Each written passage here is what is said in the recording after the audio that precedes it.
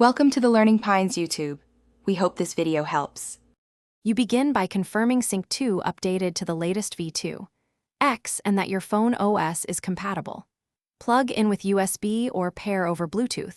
When prompted, grant app permissions and accept pairing codes. Once paired, you select the vehicle profile in the app and enable auto launch. This step initializes databases and copy settings. Do it now so the system can index contacts and media. Make sure to leave the vehicle running long enough for the first sync cycle to complete. Once done, dive into feature configuration so Sync 2 behaves the way you want. You enable maps and live traffic, then configure collision and safety alerts. These use device sensors and cloud data, so allow background location.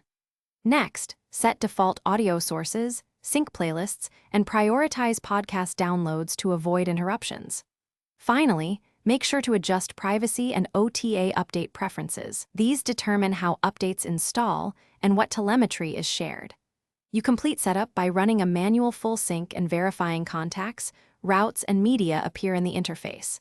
If items are missing, reboot Sync 2 in your phone, then retry. Clearing the app cache often resolves stale index issues. If problems persist, collect system logs and note firmware and app versions before contacting support. This speeds diagnosis.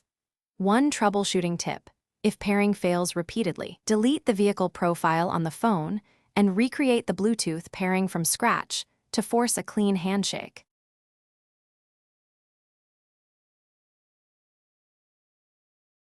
Thanks for watching. Consider subscribing if we helped you.